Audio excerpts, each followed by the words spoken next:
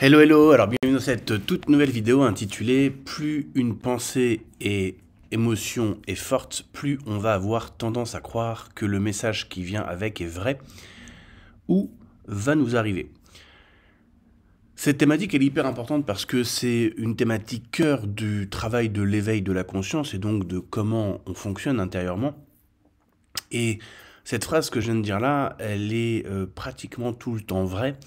Dans le sens où, dans le positif d'ailleurs comme dans le négatif, plus une pensée en toi, et donc l'émotion ou un ressenti qui vient avec cette pensée est fort, plus on va donc y prêter attention, plus on va avoir tendance à croire que le message est donc important, soit vrai, ou alors que la finalité du message va nous arriver, par exemple dans le cas d'une peur, tu vois.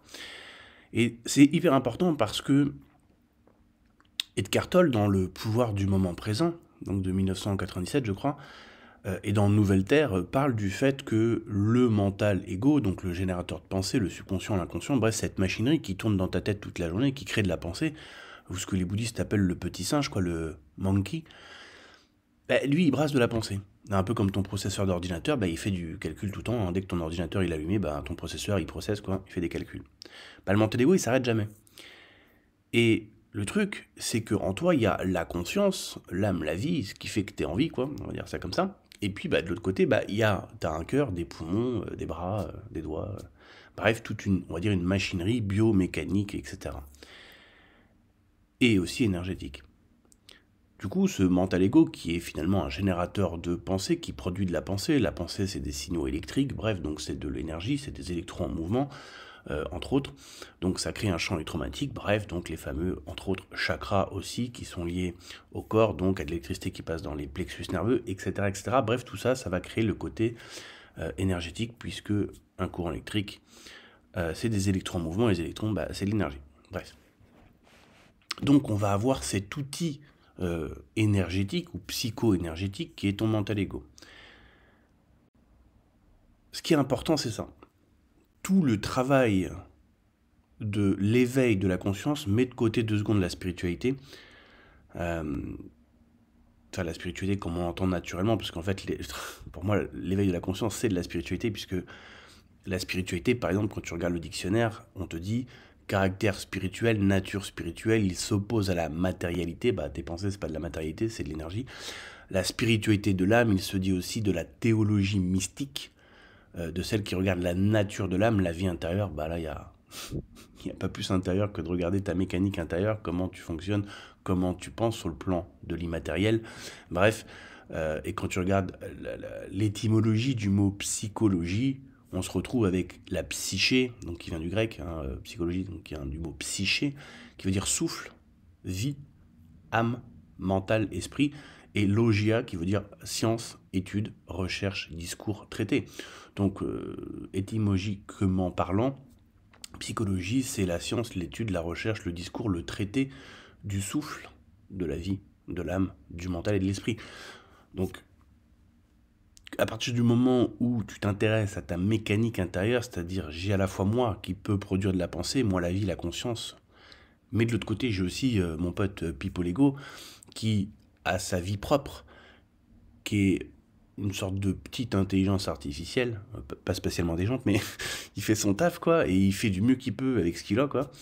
Hein, c'est un petit peu comme si tu avais, pour ceux qui ont connu à l'époque Windows 95, tu sais, tu remplissais ton fichier Word, Paper, et tout était tout content, et d'un coup, clac, écran bleu, écrit erreur fatale. Et là, il te restait plus qu'une chose à faire, reboot. Et si t'avais eu de la chance, ton fichier Word il s'était enregistré 2 minutes avant l'erreur fatale. Sinon, bah, t'étais reparti pour un tour. Bah, en gros, ton mental ego, c'est un peu ça. Ça mon clac, par rapport à un stimuli extérieur, il va déclencher quelque chose, une erreur fatale, un trauma, un système de pensée, un système de croyance va s'enclencher. Il va se passer un ensemble de trucs. Et toi, voici ce que tu vas faire sur ça. Hyper important. Parce que tout ce qui t'arrive dans ce parcours d'Iflamme Jumelle, mais complètement, mais alors complètement, à 100 milliards de pourcents, exposant infini multiplié par 100 milliards de l'infini, est en relation avec exactement la phrase que tu vois là, à l'écran. plus une pensée et une émotion est forte, qu'elle soit positive ou négative, plus tu vas avoir tendance à croire que c'est vrai et ou que ceci va t'arriver.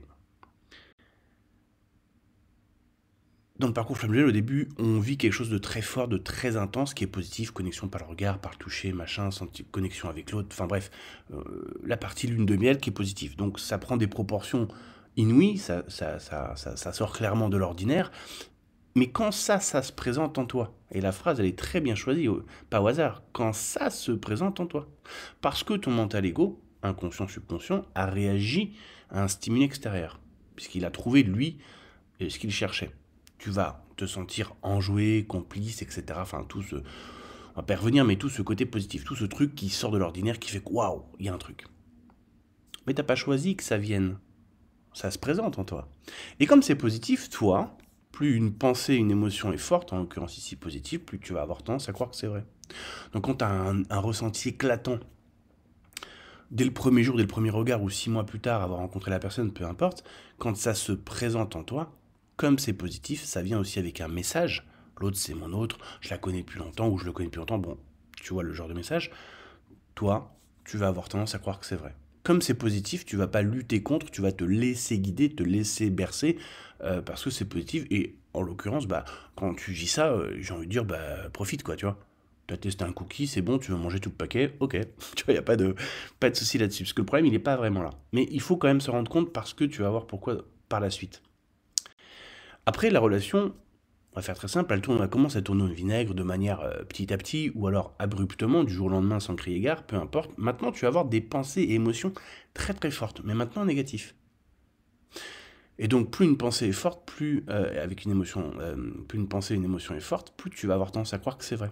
Donc là, tu te mets à croire que ta vie sans ton autre, c'est la merde, c'est la mort, la vie n'a plus de sens, etc. D'où cette fameuse nuit noire de l'âme, qui n'est qu'en fait que la réaction mécanique et automatique d'un ego mental qui a perdu ce qu'il cherchait. Mais ce qui compte, c'est que toi, quand tu vis tout ça, tu le vis. Mais t'as pas décidé de vivre ça. Tu te rends compte que c'est là. Comme dans le positif au départ, bah, t'as pas choisi la connexion par le regard, par le toucher, tout ça, bah, ça monte en toi, comme j'aime le dire, mais dans le négatif aussi. La clé, elle est là. Et c'est ça, la clé de la libération émotionnelle et donc de l'éveil de la conscience, c'est de se rendre compte que si ces choses-là, ces pensées, ces émotions, ces ressentis sont là en soi, alors qu'on ne les a pas décidés délibérément, c'est bien qu'il y a quelque chose ou quelqu'un ou une partie de nous qui produit ça. Donc le fameux générateur de pensée, mental ego, inconscient, subconscient, t'appelles ça comme tu veux. Et donc la clé de la libération, c'est de se rendre compte qu'on a cette partie de nous-mêmes qui réagit constamment à des stimuli extérieurs, donc qui va produire, générer de la pensée, de l'émotion, des ressentis, etc. Mais que c'est nous qui avons la main sur ça au final, même si on ne va pas choisir que ça se déclenche, on va se rendre compte que ça se déclenche, mais une fois qu'on s'est rendu compte que ça se déclenche, on va pouvoir s'en libérer. Sauf que, pour pouvoir s'en libérer, il faut faire le choix en amont d'avoir envie d'être plus conscient, d'être plus dans l'observation de finalement qu'est-ce qui se passe en moi. C'est là justement que ça coince, parce qu'en faisant ce choix-là, on sait à l'avance qu'on va devoir se rendre compte d'un certain nombre de choses, notamment les pensées négatives, les émotions négatives, les traumas qu'on a eus, etc., vont remonter à la surface, et directement on sait que c'est pas agréable, et donc on va faire exactement ce que je vais t'expliquer donc dans la suite de la vidéo. Et donc ça devient le serpent qui se mord la queue, parce qu'on veut avancer, on veut travailler sur soi, mais en même temps on veut pas vraiment, et donc du coup on tourne en rond comme ça pendant des mois, voire des années, en croyant qu'on fait un travail sur soi, mais en fait, on effleure le travail sur soi. Donc, quand ça se présente en toi, positif ou négatif, peu importe, c'est là. C'est pas toi qui as choisi. Mais tu te rends compte que c'est là. Par contre, sur ce qui est là, tu vas faire un choix. Si c'est positif, pendant la lune de miel, tu fais le choix de continuer de surfer sur la vague. Puisque c'est génial, tu penses avoir trouvé la bonne personne, tata. Et j'ai envie de dire, c'est positif, tu as envie de surfer dessus, surfe quoi, tu vois. Mais justement, c'est ça qui est intéressant. C'est maintenant qu'on va voir la partie opposée. La fameuse nuit noire de l'âme, où là, ça fait 6 mois, 7 mois que tu es en non-communication totale. Bref, tu te rends compte que maintenant, il y a d'autres choses qui se présentent en toi, et que ces choses-là, tu les as non plus pas choisies. Mais elles sont là. Et là, tu vas commencer à lutter, combattre, refouler, nier, etc., etc. Bref, tu vas avoir en fait un attachement par rapport à tout ça. Et tu vas essayer de chercher un soulagement par rapport à ça. Mais la clé de la libération émotionnelle, elle est là. Plus une pensée, émotion est forte, plus tu vas avoir tendance à croire que le message qui t'est amené est vrai et où va t'arriver. Ben non, pas forcément en fait. La pensée et l'émotion quand elle monte en toi, elle est vraie puisque tu la ressens, tu la détectes, on est d'accord. Mais le message qui t'est amené avec, eh bien il n'est pas forcément vrai. Je te prends un exemple tout bête, mais vraiment tout bête. Hein. T'es à un café. On va dire que t'es un homme. Tu vois une super nana qui est en train de prendre un café. Tu la trouves super jolie, t'es célibataire, t'as envie d'aller lui parler. Au moment où tu fais ce choix d'aller lui parler, donc en un, t'as eu un désir de la connaître. En deux, bah, t'as ta pote, la peur qui arrive. Et plus la peur, donc la pensée et donc l'émotion qui vient avec est forte, plus tu vas avoir tendance à croire que le message qui t'est délivré par la peur est vrai et où va t'arriver. Et là tu vas entendre, bah non, n'y va pas, elle va te dire non, tu vas te taper la honte devant tout le monde, et tous les clients ils vont ricaner, ils vont faire ils vont te pointer du doigt. Mais ça, c'est. Alors déjà, ça c'est un scénario parmi, on ne sait pas, 50, 60, 80, 100 scénarios possibles, peut-être plus d'ailleurs. Mais le mental ego, il t'en propose qu'un. Il te propose ce scénario, donc de peur, avec une issue négative ou catastrophe, que tu n'as pas choisi d'avoir, mais ce scénario, il est là. Cette pensée, cette émotion, ce scénario est là. Toi, tu as un choix à faire dessus. Est-ce que tu laisses passer la peur?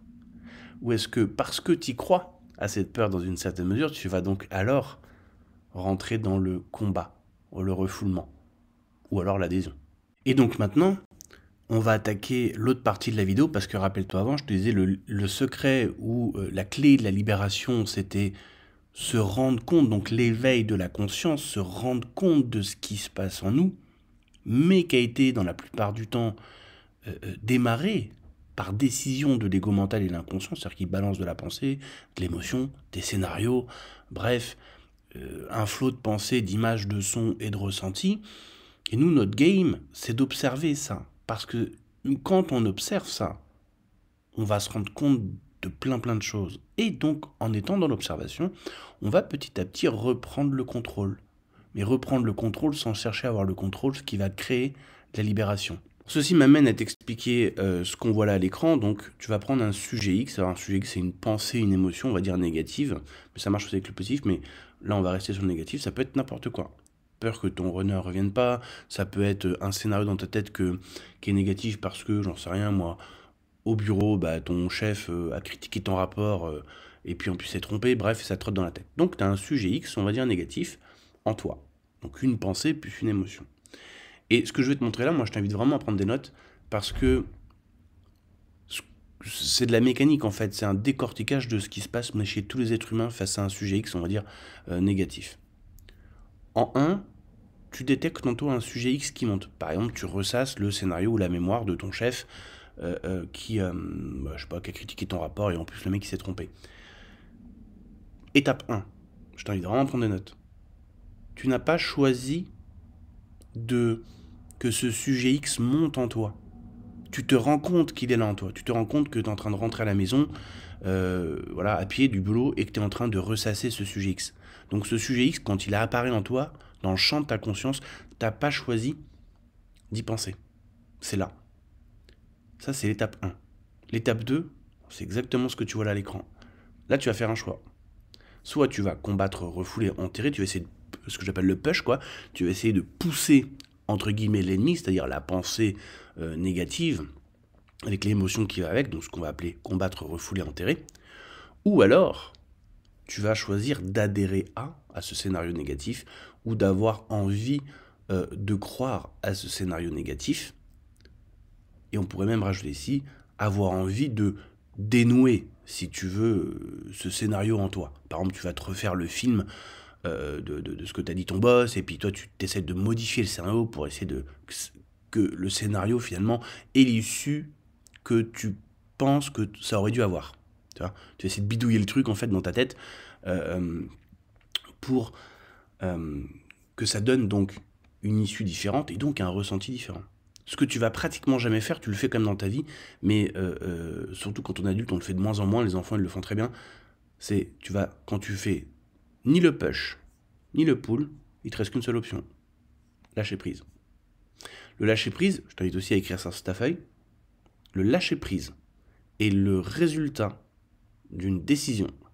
La décision, de ne pas combattre, de ne pas refouler, de ne pas enterrer, de ne pas push ou de ne pas pusher le sujet X et de ne pas chercher à adhérer, avoir envie de croire ou envie de rebidouiller, retriturer le scénario. Si tu ne fais ni le push ni le pull, il te reste qu'une seule option, qui au bout d'un moment devient naturelle, lâcher prise.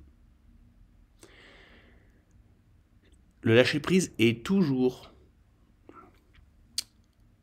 le résultat d'une décision. Même quand c'est un lâcher prise entre guillemets naturel, quand on arrive au point d'en avoir marre, ce que j'explique sur le blog.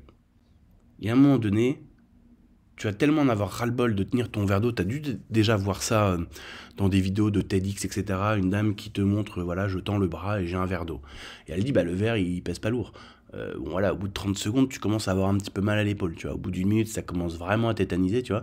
Puis elle dit, bah comment tu fais pour lâcher la souffrance? Bah lâche le verre, quoi. Pose le verre sur la table, quoi. Tu vois. Quand tu pushes combat ou quand tu adhères, tu tiens le verre tendu. Mais ça fait mal au bout d'un moment. Donc du coup, pour arrêter d'avoir mal, ben tu lâches prise, tu poses le verre sur la table, et là, du coup, ton épaule, elle se décontracte, donc du coup, le bien-être commence à revenir. Évidemment, avec un exemple comme ça, physique, ça paraît simple. Ben, c'est exactement la même chose avec tes pensées, en fait. Sauf que ça, personne ne te l'apprend. Moi, c'est ce que j'enseigne, notamment dans les coachings intensifs avec mes clients. Et quand tu pratiques ça, tu enlèves, dissous, décortiques, désinstalles des programmes, t'appelles ça comme tu veux, n'importe quoi. Évidemment, moyennant faire les bonnes choses suffisamment avec régularité. On n'est pas dans la pastille magique. Mais tu enlèves n'importe quoi. Ce que tu appelles ton lien flamme jumelle, ce n'est rien d'autre que un certain nombre de sujets X qui proviennent d'ailleurs de l'inconscient, étape 1 qui monte en toi, que tu n'as pas choisi, mais c'est là. Et en 2, tu vas soit combattre, refouler ces idées, soit vouloir y adhérer. Je te donne un exemple, tout bête. Alors on va pas en faire 50 des exemples, parce qu'il n'y a que de ça en fait dans le parcours flamme jumelle. Par exemple, les clients quand ils viennent en coaching, je leur dis de 0 à 10, à combien tu te crois flamme jumelle? 0 étant pas du tout, et 10, j'y crois à fond. En général, on tourne entre 6 et 10, quoi, selon les gens. Quand je leur dis ok, donc le sujet X, c'est je me crois flamme jumelle, donc a priori c'est positif, et je leur dis viens, on va challenger ça, puis on va te libérer de cette croyance. À ton avis, tu crois qu'ils font quoi au départ, par rapport à ce que je leur offre? Donc ce que je leur offre, c'est le nouveau sujet X.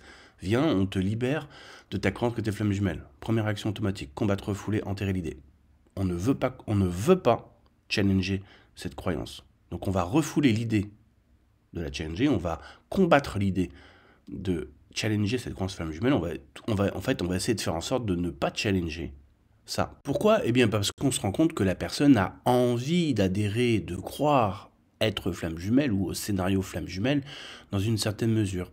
Et ce qui est intéressant, c'est que quand la personne a cette réaction, donc de combattre, refouler cette idée, donc de push par rapport à l'idée de viens, on va te libérer de cette croyance flamme jumelle, encore une fois, cette réaction, elle monte dans la personne ou en la personne. C'est pas un choix délibéré, c'est une réaction mécanique et automatique. Et ce qui est intéressant, c'est que du coup, ça permet de voir justement ce qu'il faut travailler. Et quand on va creuser sur pourquoi il y a un tel engouement, entre guillemets, à combattre, refouler, bref, à repousser cette idée, on se rend compte en fait qu'on arrive petit à petit aux fondations de l'ego mental qui dit « Moi, l'ego mental, moi, l'inconscient, j'ai tellement peur de l'inexistence, du vide et du néant, du rien, quoi. En fait, j'ai peur de crever, quoi. Que je transfère cette peur-là et que je m'arrange pour survivre. Donc, du coup, je vais, entre guillemets, prendre possession de l'autre au travers de pensées, d'images auxquelles nous, on va s'identifier. Et d'autant plus que si la pensée et l'émotion est forte, donc elle monte très très fortement en nous, plus on va avoir tendance à croire que cette pensée est vraie, et donc que le scénario ou la direction qui est amenée avec cette pensée, est vraie et donc va nous arriver. Et c'est tout à fait ce qu'on voit dans le cas d'une peur. Par exemple, si on prend la peur que ton jumeau ou que ta jumelle te laisse définitivement ou ne revienne jamais. On va dire donc ça, c'est donc le nouveau sujet X. Déjà, c'est une peur, donc c'est désagréable. Donc, qu'est-ce qu'on va faire par rapport à un sujet X qui est donc désagréable, donc négatif? Peu importe le sujet, quand c'est négatif, déjà, on va combattre, refouler, enterrer. Bref, on va essayer de pousser la chose loin de nous, que ça disparaisse de nous, que ça s'en aille. Bref, on essaye de tuer la chose, entre guillemets. Sauf que, quand le sujet X, il monte en soi, il faut forcément, d'une certaine mesure, on adhère, ou il y a une envie de croire, ou qu'on croit, après c'est une question de formulation, à un certain degré à ce sujet X. D'une part, le sujet est négatif. Donc comme il est négatif, on va combattre et refouler pour que le négatif, le ressenti négatif s'en aille. Mais dans la nature de ce sujet X, et ça c'est à regarder avec détail quand tu fais la libération de sel, tu te rends compte que, par exemple, peur de perdre mon jumeau définitivement ou peur que ma jumelle ne revienne jamais, oui, c'est négatif, donc on veut combattre et refouler le négatif, mais en même temps, dans la nature de ce qui est raconté, dans la direction que ça t'amène dans ta tête, c'est-à-dire ah, l'autre ne reviendra jamais, eh ben, il y a une partie de toi qui croit. Et donc qui veut chercher à combattre le fait qu'il ne revienne jamais parce que c'est pas ce que tu veux. Donc ce qui veut dire que dans une peur, il y a toujours une partie de toi, alors à 2%, 50%, 90%, bref, peu importe, qui croit, donc dans une certaine mesure, que le résultat amené par la peur ou le sujet X est vrai ou probable. D'autant plus que la structure même d'une peur est une structure logique, où ça te dit attention, si tu abordes cette femme au café, alors elle va te dire non, et donc tu vas te taper la honte. Et cette structure logique fait que c'est encore plus facile de gober et de croire que ce qu'on entend, ce qu'on voit, ou le scénario est vrai ou va nous arriver, parce qu'en plus on va associer cette structure logique à la nature du résultat final avec l'intensité de l'émotion ressentie. Et c'est pourquoi, plus une pensée ou une émotion est forte, plus je vais avoir tendance à croire que c'est vrai et ou que ça va m'arriver. Alors qu'en fait, dans bien des cas, c'est pas vrai. C'est là qu'on dit que la peur est une illusion, parce qu'il faut savoir, dissocier la peur qui est liée à un événement en face de toi qui est réel, c'est-à-dire un danger réel. Exemple tout bête, tu es sur l'autoroute, le mec en face de toi, il pile net. Là, il y a une vraie situation dangereuse. Et donc, là, tu vas avoir une peur, puisque c'est face à la mort. Et tu es bien content là que ton pote Pipo Lego il réagisse en une fraction de micro nanoseconde pour appuyer sur le frein, bref, et éviter donc la catastrophe. Mais là, il y a une peur qui est liée à un vrai danger réel, alors que dans le parcours flamme jumelle, c'est que de l'illusion. Et c'est cette illusion qui te fait souffrir, parce que quand tu guéris tous les sujets X, on va dire ça comme ça, les peurs, les doutes, les attachements, etc., tu te rends compte que tu te sens hyper bien, et ton runner, il est revenu, pas revenu, il revient pas, il reviendra pas. En fait, c'est des questions que tu te poses plus. Donc, la situation, elle, n'a pas changé. Le runner n'est pas là. Mais toi, tu te sens bien. C'est ça qui a changé. Ce qui a changé, c'est la désactivation de tout un tas de réactions intérieures qui réagissaient à des peut-être qui va revenir, pas revenir, et peut-être que si, et peut-être que ça, qui te bouffent de l'intérieur, qui, encore une fois, je le répète, montent en toi, mais c'est pas toi qui as choisi que ça monte en toi, c'est là. Tu constates les effets, plus ou moins positifs ou négatifs, peu importe, mais... Et c'est là qu'on va taper dans le vrai sujet, c'est pour ça que je t'explique ça, de cette vidéo, l'éveil de la conscience. Et là on en revient à ce que dit Eckhart Tolle, le mental ego a pris possession de l'autre, l'âme, la conscience, la vie, qui tu es, ou ce que tu es, et que, je vais paraphraser Bouddha qui disait il y a 2600 ans, le but de la méditation est de se libérer du contrôle et de l'emprise que les pensées ont sur nous. Ce qui veut dire que quand tu as un sujet X qui monte, on va dire la peur, donc plus la pensée et l'émotion de la peur arrive fort en toi, plus toi, de manière mécanique et automatique, tu vas te mettre à tendance à croire que c'est vrai. Et c'est parce que tu crois que c'est vrai, ou que ça pourrait être probablement vrai que c'est ça qui va se passer, du coup tu vas combattre, refouler, enterrer. Mais le vrai travail de l'éveil de la conscience, c'est de se dire attends, le sujet X, il sort d'où là ? Pourquoi ça monte en moi, ça ? Il doit certainement y avoir un déclencheur, soit extérieur, soit intérieur, bref, qui fait que.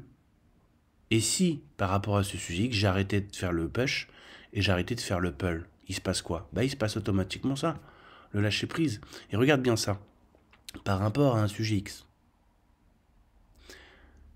Que tu sois dans le push, donc dans combattre, refouler, enterrer le sujet X, ou que tu sois dans l'adhésion au sujet X, ou avoir envie de croire au sujet X, ou croire au sujet X, t'es dans le pull. Pour être dans le push, ou le pull par rapport à un sujet X, dans les deux cas, il faut que tu sois en contact avec. C'est-à-dire, tu peux pas être dans une arène, tu vois, par exemple de gladiateur, et combattre un ennemi qui n'est pas présent dans l'arène. Tu peux pas être dans le push par rapport à un sujet X si le sujet X il n'est pas maintenu en toi. Tu peux pas être dans le pull par rapport à un sujet X si le sujet X il n'est pas maintenu en toi. Et en fait, ce qui fait que le sujet X est maintenu en toi, c'est parce que d'un côté, tu vas essayer de le combattre, le refouler, et pour combattre et refouler un sujet X, il faut que le sujet X soit encore présent en toi, sinon tu peux pas combattre un ennemi qui est pas là. Et c'est pour ça qu'on te dit ce à quoi tu résistes persiste, parce que si tu essayes de résister au sujet X, la peur que ton jumeau, ta jumelle ne revienne jamais, comme c'est désagréable, tu vas essayer de combattre, refouler, enterrer, t'es dans le pêche. Tu fais persister quelque chose qui aurait pu s'en aller très très rapidement. Mais parce que tu crois, dans le pull, que c'est peut-être possible que l'autre ne revienne jamais, que tu te retrouves seul et que ta vie soit de la merde et que tu sois inexistant et papati, et que tout ça c'est pas très agréable, parce que tu y crois, donc du coup tu vas pusher. Dans les deux cas, ce choix de push ou pull maintient le sujet X en toi. Et c'est pour ça que quand tu ne fais ni le push ni le pull, et ça demande de la pratique, automatiquement, c'est le lâcher prise qui s'opère, et donc du coup derrière, la libération. Et ça, c'est de la pratique. Parce que par le conditionnement qu'on a vécu, etc., on est hyper habitué, si tu veux, combattre, refouler, c'est des réactions mécaniques automatiques. Et regarde bien ça. Je terminerai la vidéo avec ça, parce que ça, c'est le cœur du vrai travail sur soi. Ça, c'est le chemin direct. Alors évidemment, ce chemin direct, très peu de gens veulent l'emprunter, parce que ça veut dire qu'il faut regarder le sujet X, il faut se mettre en posture d'observation des sujets X, donc ça veut dire qu'il faut arrêter d'être un automate de la vie. D'où Bouddha qui disait le but de la méditation, finalement, c'est d'observer tes sujets X, tes pensées, tes émotions, etc., qui va te permettre de te libérer du contrôle et de l'emprise que ces sujets X, donc le mental ego, a sur toi. Mais qui veut dire aussi que si ces sujets X ou ces pensées, ces émotions, bref, que le mental ego, inconscient, subconscient a une certaine emprise sur nous, c'est que de l'autre côté, on a une certaine envie d'être contrôlé. Donc d'être non responsable ou de se déresponsabiliser. Et ça, c'est un peu le nerf de la guerre de l'être humain. Et tu vois, cette déresponsabilisation personnelle, elle se retrouve, elle se traduit dans le récit Flamme Jumelle. C'est la source qui a voulu que, c'est le contrat d'âme qui dit que, mon âme veut que, les anges ont dit que, etc. Enfin, t'as compris le principe, parce que ça vient révéler l'idée que quelque chose ou quelqu'un, donc à l'extérieur de moi, ou en tout cas hors de mes choix conscients délibérés, pour être plus précis, me pousse à aller dans telle direction. Et ce qui est intéressant, c'est que je ne suis pas en train de nier qu'il y a des mondes spirituels ou énergétiques avec des entités, parce que moi-même j'y crois, et attention, je dis j'y crois, c'est-à-dire c'est une croyance, c'est juste que ça a bon dos, tu vois, on le met un peu à toutes les sauces, tu vois. En fait, c'est utiliser la spiritualité, entre guillemets, est utilisé comme une excuse, ce qui permet à la personne de justement, dans 100% du contrôle qu'elle a, parmi les outils qu'elle a ici maintenant, c'est-à-dire un cerveau, deux bras, deux jambes, et la capacité d'observer ses propres pensées de son inconscient, elle va réduire ce champ de possibilités pour nier une partie de sa responsabilité, alors qu'en fait, si tu lâches 2 secondes la source, les anges, le contrat karmique, le ceci, le cela, tu vas te rendre compte que tu as le libre choix et tu as le libre arbitre. Mais comment tu utilises ce libre choix et ce libre arbitre? Et c'est ce qu'on constate d'ailleurs chez beaucoup de chasers, c'est-à-dire qu'on va utiliser ce libre choix et ce libre arbitre pour faire ce que je viens de dire avant, c'est-à-dire se déresponsabiliser dans une certaine mesure.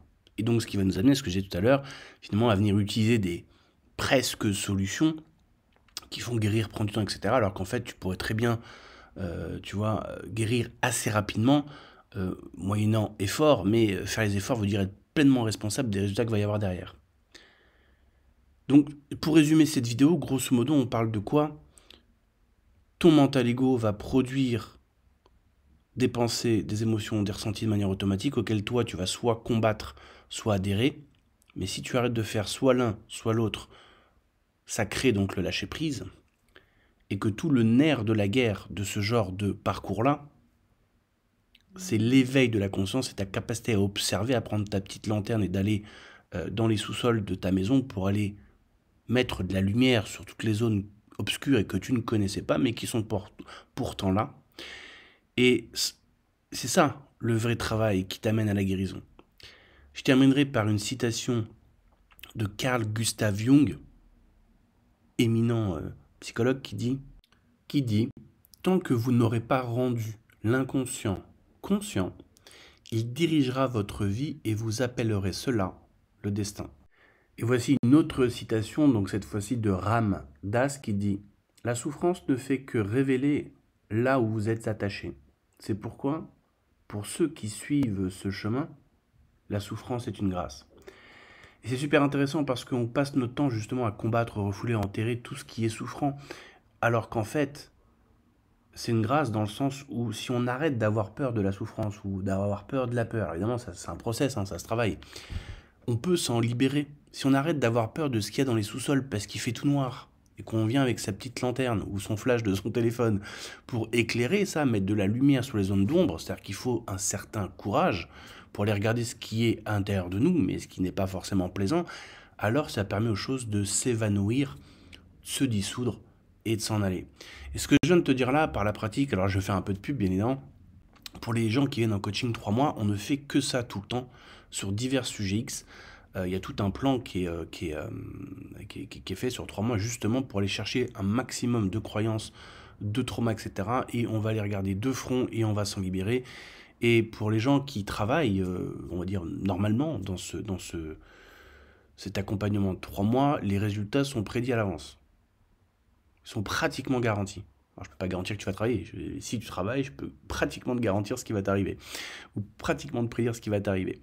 Là, j'ai encore une personne qui vient de terminer son accompagnement de 3 mois. Quand je lui dis, voilà, on en est où par rapport à la flamme jumelle? Est-ce que tu as toujours des pensées mécaniques et automatiques par rapport à cette thématique flamme jumelle? Elle me dit, non. Ça y est, c'est fini. Là, je parle même pas de comment la personne se sent émotionnellement. Dans ses propres mots, plus de stabilité émotionnelle à plus 8 sur 10 par rapport à avant. Plus de gros bas émotionnels comme il y avait avant. Et là, je parle même pas de ce qui s'est passé. Donc elle le dit clairement, plus de joie, c'est très clair. Et je ne parle même pas de ce qui se passe dans son monde professionnel, familial ou amical, ou même par rapport à ses buts et ses objectifs de vie. Donc voilà, je fais vraiment un micro-témoignage très très court. Mais pourquoi? Mais c'est normal que ça se passe comme ça, parce que justement, on fait cet angle d'attaque-là, qui est, parmi tout ce que j'ai testé, l'angle d'attaque le plus efficace, le plus rapide, mais qui, au début, eh ben, c'est pas très séduisant. Pour autant, les résultats sont là. Du coup, je t'invite à cliquer donc sur le lien en dessous de la vidéo qui te permet d'arriver donc sur le blog et de découvrir tous les articles flammes jumelles ou sur la psychologie, notamment le trauma bonding, la dissonance cognitive, les distorsions cognitives et ainsi de suite, qui va te permettre de découvrir plein de thématiques et donc de réévaluer ta situation à l'aube de nouvelles informations si tu ne connaissais pas déjà ça. Je te souhaite une belle journée et à bientôt.